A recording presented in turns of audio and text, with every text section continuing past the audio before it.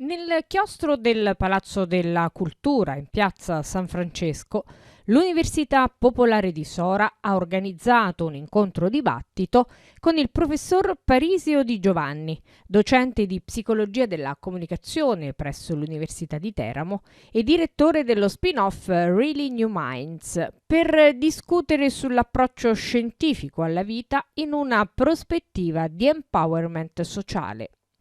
Diciamo che per quanto riguarda l'educazione degli adulti, che è il compito di tutte le università popolari, la formazione ormai deve riguardare, come dire, l'atteggiamento dei cittadini nei confronti della realtà. La realtà cambia sotto i nostri occhi velocemente e quindi è importante fornire ai cittadini abilità che riguardino la vita, tutta la vita, per fare in modo che siano cittadini non solo consapevoli e responsabili, ma che possiedano proprio quelle abilità che si richiedono in un mondo che cambia.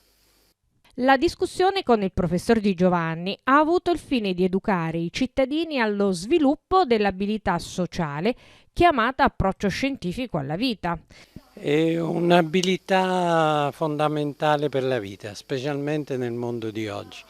Consiste in due parole nell'avere chiara consapevolezza di che cos'è la scienza, con i suoi pregi e i suoi limiti, e nel riuscire a seguire ragionamenti scientifici, cosa che del resto abbiamo visto anche con le esperienze recenti, che è qualcosa che dovrebbe essere diffuso nella popolazione e serve per la vita. Ormai da parecchio tempo si dice che che l'approccio scientifico è un'abilità fondamentale per vivere, specie nel mondo di oggi. Grazie all'empowerment sociale, i cittadini sono messi in condizione di fare da soli, di servirsi di tutte le abilità che ne fanno dei cittadini consapevoli, di esercitare la cittadinanza attiva.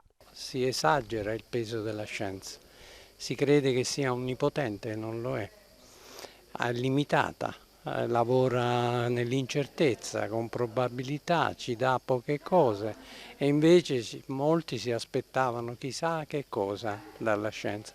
Altri invece hanno pensato che le opinioni di senso comune o popolari potessero essere contrapposte alla scienza. Due errori tipici che sono l'esatto contrario di una delle sottoabilità dell'abilità di approccio scientifico, ma poi ci vuole anche la correttezza dei ragionamenti, una certa competenza metodologica, un certo pensiero matematico e altre cose di questo genere. Quindi ad esempio col Covid come prendo i dati? Li so interpretare? No, e allora non valgono niente per me, magari servono soltanto a formarmi idee fuorvianti. Dovremmo trovare il modo di sviluppare queste abilità. La scuola può avere una parte, ma deve impegnarsi in questa direzione e poi iniziative diffuse nella popolazione possono aiutare, perché tutti noi dovremmo sviluppare questo. Diciamo oggi avere un approccio scientifico non è più una cosa che riguarda lo scienziato, è qualcosa che riguarda tutti. Avere almeno quell'approccio.